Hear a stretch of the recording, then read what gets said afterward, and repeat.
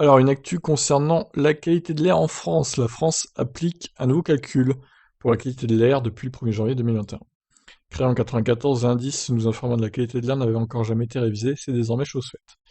Ils ont quand même mis 27 ans hein, pour changer un peu la chose.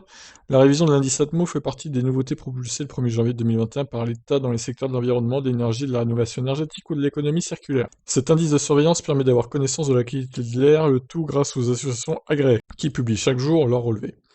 Alors que la pollution de l'air entraîne la mort prématurée de 48 000 personnes chaque année en France, l'indicateur a enfin évolué en ce début d'année. La première nouveauté d'importance concerne les polluants étudiés dans le calcul de cet indice ADMO. Jusqu'à maintenant, il était calculé à partir des concentrations dans l'air des 4 polluants, l'ozone O3, le dioxyde de soufre SO2, le dioxyde d'azote NO2 et les particules fines PM10, c'est-à-dire les particules de diamètre inférieur à 10 micromètres. Désormais, l'indice ADMO intègre un nouveau polluant, les particules fines PM2.5. Ce polluant réglementé rejoint les autres pour la mesure de façon à s'aligner sur les seuils privilégiés par l'Agence européenne pour l'environnement. L'ajout des particules fines de diamètre inférieur à 2,5 micromètres permet d'offrir une vision plus réaliste et davantage détaillée de la qualité de l'air.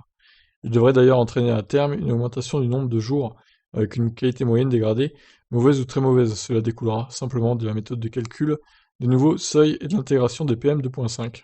L'un des avantages de cet indice revisité, nous l'avons brièvement soulevé un peu plus haut, et qu'il est désormais capable de fournir une prévision calculée à l'échelle de chaque établissement public de coopération intercommunale EPCI en France, que ce soit en métropole ou en outre-mer, jusqu'à la géolocalisation pour toucher un maximum de citoyens. L'échelle a également été ajustée. Le niveau très bon a disparu au profit du niveau extrêmement mauvais. Au total, 6 classes sont désormais placées sur l'indice. Bon, moyen, dégradé, mauvais, très mauvais, extrêmement mauvais. Après plus de 25 ans de bons loyaux services, l'indice Atmo s'offre donc une seconde jeunesse, plus dans l'air du temps.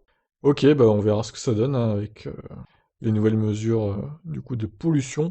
À mon avis, il y aura beaucoup de mauvais, très mauvais, extrêmement mauvais. Hein. Avec l'ajout des PM2.5 là, ça risque de faire assez mal, tout du moins au début, le temps qu'ils calibrent un peu tout ça. Mais écoutez, je vous laisse réagir, qu'est-ce que vous en pensez? Ciao ciao.